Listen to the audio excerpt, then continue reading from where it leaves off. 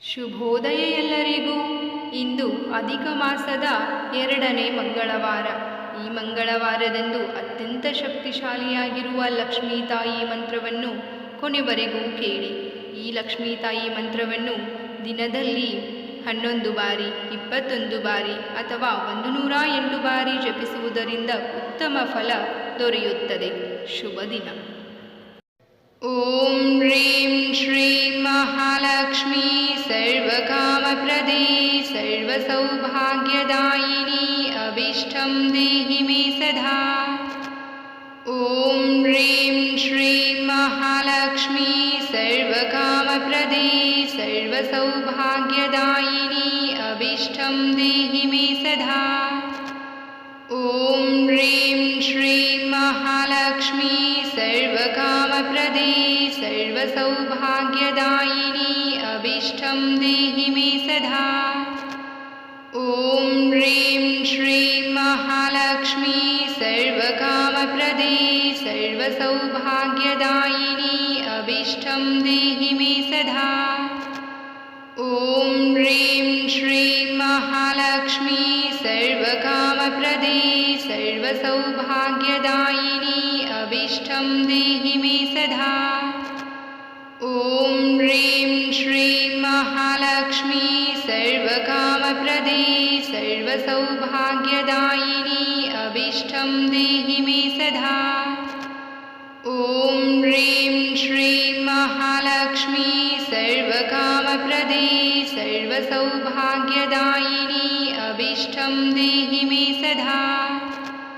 ಓಂ ಹ್ರೀಂ ಶ್ರೀಂ ಮಹಾಲಕ್ಷ್ಮೀ ಸರ್ವಕಾಮಪ್ರದೇ ಸರ್ವಸೌಭಾಗ್ಯದಾಯಿನಿ ಅಭೀಷ್ಟಂ ದೇಹಿ ಮೇ ಸದಾ. ಓಂ ಹ್ರೀಂ ಶ್ರೀಂ ಮಹಾಲಕ್ಷ್ಮೀ ಸರ್ವಕಾಮಪ್ರದೇ ಸರ್ವಸೌಭಾಗ್ಯದಾಯಿನಿ ಅಭೀಷ್ಟಂ ದೇಹಿ ಮೇ ಸದಾ.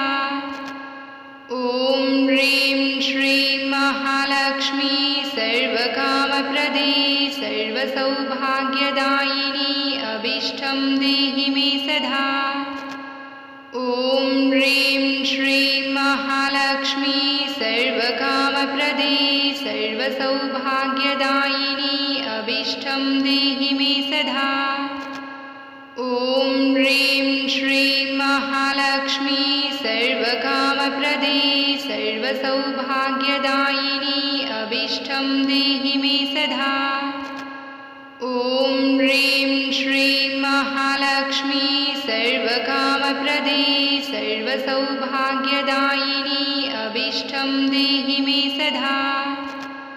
ಓಂ ಹ್ರೀಂ ಶ್ರೀಂ ಮಹಾಲಕ್ಷ್ಮೀ ಸರ್ವಕಾಮಪ್ರದೇ ಸರ್ವಸೌಭಾಗ್ಯದಾಯಿನಿ ಅಭೀಷ್ಟಂ ದೇಹಿ ಮೇ ಸದಾ. ಓಂ ಹ್ರೀಂ ಶ್ರೀಂ ಮಹಾಲಕ್ಷ್ಮೀ ಸರ್ವಕಾಮಪ್ರದೇ ಸರ್ವಸೌಭಾಗ್ಯದಾಯಿನಿ ಅಭೀಷ್ಟಂ ದೇಹಿ ಮೇ ಸದಾ. ಓಂ ಹ್ರೀಂ ಶ್ರೀಂ ಮಹಾಲಕ್ಷ್ಮೀ ಸರ್ವಕಾಮಪ್ರದೇ ಸರ್ವಸೌಭಾಗ್ಯದಾಯಿನಿ ಅಭೀಷ್ಟಂ ದೇಹಿ ಮೇ ಸದಾ. ಓಂ ಹ್ರೀಂ ಶ್ರೀಂ ಮಹಾಲಕ್ಷ್ಮೀ ಸರ್ವಕಾಮಪ್ರದೇ ಸರ್ವಸೌಭಾಗ್ಯದಾಯಿನಿ ಅಭೀಷ್ಟಂ ದೇಹಿ ಮೇ ಸದಾ. ಓಂ ಹ್ರೀಂ ಶ್ರೀಂ ಮಹಾಲಕ್ಷ್ಮೀ ಸರ್ವಕಾಮಪ್ರದೇ ಸರ್ವಸೌಭಾಗ್ಯದಾಯಿನಿ ಅಭೀಷ್ಟಂ ದೇಹಿ ಮೇ ಸದಾ. ಓಂ ಹ್ರೀಂ ಶ್ರೀಂ ಮಹಾಲಕ್ಷ್ಮೀ ಸರ್ವಕಾಮಪ್ರದೇ ಸರ್ವಸೌಭಾಗ್ಯದಾಯಿನಿ ಅಭೀಷ್ಟಂ ದೇಹಿ ಮೇ ಸದಾ. ಓಂ ಹ್ರೀಂ ಶ್ರೀಂ ಮಹಾಲಕ್ಷ್ಮೀ ಸರ್ವಕಾಮಪ್ರದೇ ಸರ್ವಸೌಭಾಗ್ಯದಾಯಿನಿ ಅಭೀಷ್ಟಂ ದೇಹಿ ಮೇ ಸದಾ. ಓಂ ಹ್ರೀಂ ಶ್ರೀಂ ಮಹಾಲಕ್ಷ್ಮೀ ಸರ್ವಕಾಮಪ್ರದೇ ಸರ್ವಸೌಭಾಗ್ಯದಾಯಿನಿ ಅಭೀಷ್ಟಂ ದೇಹಿ ಮೇ ಸದಾ. ಓಂ ಹ್ರೀಂ ಶ್ರೀಂ ಮಹಾಲಕ್ಷ್ಮೀ ಸರ್ವಕಾಮಪ್ರದೇ ಸರ್ವಸೌಭಾಗ್ಯದಾಯಿನಿ ಅಭೀಷ್ಟಂ ದೇಹಿ ಮೇ ಸದಾ. ಓಂ ಹ್ರೀಂ ಶ್ರೀಂ ಮಹಾಲಕ್ಷ್ಮೀ ಸರ್ವ सर्वकामप्रदे सर्वसौभाग्यदायिनी अभीष्टं देहि मे सदा। ॐ ह्रीं श्रीं महालक्ष्मी सर्वकामप्रदे सर्वसौभाग्यदायिनी अभीष्टं देहि मे सदा। ॐ ह्रीं श्रीं महालक्ष्मी सर्वकामप्रदे सर्वसौभाग्यदायिनी अभीष्टं देहि मे सदा। ॐ ह्रीं श्रीं महालक्ष्मी सर्वकामप्रदे सर्वसौभाग्यदायिनी अभीष्टं देहि मे सदा। ॐ ह्रीं श्रीं महालक्ष्मी सर्वकामप्रदे सर्वसौभाग्यदायिनी अभीष्टं देहि मे सदा। ॐ ह्रीं श्रीं महालक्ष्मी सर्वकामप्रदे सर्वसौभाग्यदायिनी अभीष्टं देहि मे सदा। ॐ ह्रीं श्रीं महालक्ष्मी सर्वकामप्रदे सर्वसौभाग्यदायिनी अभीष्टं देहि मे सदा। ॐ ह्रीं श्रीं महालक्ष्मी सर्वकामप्रदे सर्वसौभाग्यदायिनी अभीष्टं देहि मे सदा। ॐ ह्रीं श्रीं महालक्ष्मी सर्वकामप्रदे सर्वसौभाग्यदायिनी अभीष्टं देहि मे सदा। ॐ ह्रीं श्रीं महालक्ष्मी सर्वकामप्रदे सर्वसौभाग्यदायिनी अभीष्टं देहि मे सदा। ॐ ह्रीं श्रीं महालक्ष्मी सर्वकामप्रदे सर्वसौभाग्यदायिनी अभीष्टं देहि मे सदा। ॐ ह्रीं श्रीं महालक्ष्मी सर्वकामप्रदे सर्वसौभाग्यदायिनी अभीष्टं देहि मे सदा। ॐ ह्रीं श्रीं महालक्ष्मी सर्वकामप्रदे सर्वसौभाग्यदायिनी अभीष्टं देहि मे सदा। ॐ ह्रीं श्रीं महालक्ष्मी सर्वकामप्रदे सर्वसौभाग्यदायिनी अभीष्टं देहि मे सदा। ॐ ह्रीं श्रीं महालक्ष्मी सर्वकामप्रदे सर्वसौभाग्यदायिनी अभीष्टं देहि मे सदा। ॐ ह्रीं श्रीं महालक्ष्मी सर्वकामप्रदे सर्वसौभाग्यदायिनी अभीष्टं देहि मे सदा। ॐ ह्रीं श्रीं महालक्ष्मी सर्वकामप्रदे सर्वसौभाग्यदायिनी अभीष्टं देहि मे सदा। ॐ ह्रीं श्रीं महालक्ष्मी सर्वकामप्रदे सर्वसौभाग्यदायिनी अभीष्टं देहि मे सदा। ॐ ह्रीं श्रीं महालक्ष्मी सर्वकामप्रदे सर्वसौभाग्यदायिनी अभीष्टं देहि मे सदा। ॐ ह्रीं श्रीं महालक्ष्मी सर्वकामप्रदे सर्वसौभाग्यदायिनी अभीष्टं देहि मे सदा। ॐ ह्रीं श्रीं महालक्ष्मी सर्वकामप्रदे सर्वसौभाग्यदायिनी अभीष्टं देहि मे सदा। ॐ ह्रीं श्रीं महालक्ष्मी सर्वकामप्रदे सर्वसौभाग्यदायिनी अभीष्टं देहि मे सदा। ॐ ह्रीं श्रीं महालक्ष्मी सर्वकामप्रदे सर्वसौभाग्यदायिनी अभीष्टं देहि मे सदा।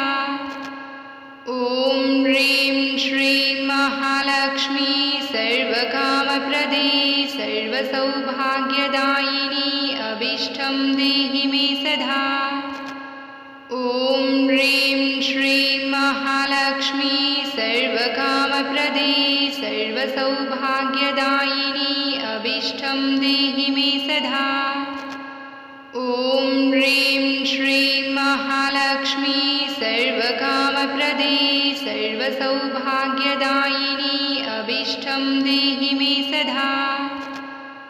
ॐ ह्रीं श्रीं महालक्ष्मी सर्वकामप्रदे सर्वसौभाग्यदायिनी अभीष्टं देहि मे सदा। ॐ ह्रीं श्रीं महालक्ष्मी सर्वकामप्रदे सर्वसौभाग्यदायिनी अभीष्टं देहि मे सदा।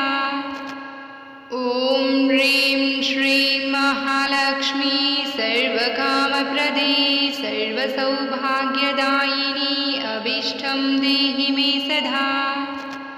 ॐ ह्रीं श्रीं महालक्ष्मी सर्वकामप्रदे सर्वसौभाग्यदायिनी अभीष्टं देहि मे सदा। ॐ ह्रीं श्रीं महालक्ष्मी सर्वकामप्रदे सर्वसौभाग्यदायिनी अभीष्टं देहि मे सदा। ॐ ह्रीं श्रीं महालक्ष्मी सर्वकामप्रदे सर्वसौभाग्यदायिनी अभीष्टं देहि मे सदा। ॐ ह्रीं श्रीं महालक्ष्मी सर्वकामप्रदे सर्वसौभाग्यदायिनी अभीष्टं देहि मे सदा। ॐ ह्रीं श्रीं महालक्ष्मी सर्वकामप्रदे सर्वसौभाग्यदायिनी अभीष्टं देहि मे सदा। ॐ ह्रीं श्रीं महालक्ष्मी सर्वकामप्रदे सर्वसौभाग्यदायिनी अभीष्टं देहि मे सदा। ॐ ह्रीं श्रीं महालक्ष्मी सर्वकामप्रदे सर्वसौभाग्यदायिनी अभीष्टं देहि मे सदा। ॐ ह्रीं श्रीं महालक्ष्मी सर्वकामप्रदे सर्वसौभाग्यदायिनी अभीष्टं देहि मे सदा।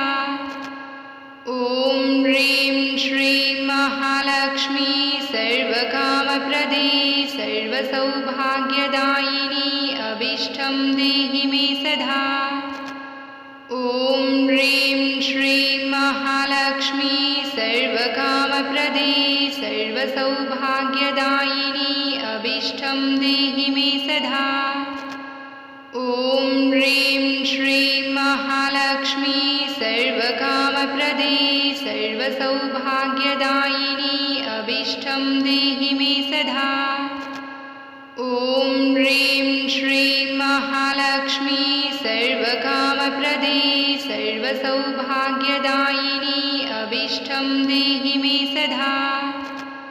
ॐ ह्रीं श्रीं महालक्ष्मी सर्वकामप्रदे सर्वसौभाग्यदायिनी अभीष्टं देहि मे सदा। ॐ ह्रीं श्रीं महालक्ष्मी सर्वकामप्रदे सर्वसौभाग्यदायिनी अभीष्टं देहि मे सदा। ॐ ह्रीं श्रीं महालक्ष्मी सर्वकामप्रदे सर्वसौभाग्यदायिनी अभीष्टं देहि मे सदा। ॐ ह्रीं श्रीं महालक्ष्मी सर्वकामप्रदे सर्वसौभाग्यदायिनी अभीष्टं देहि मे सदा।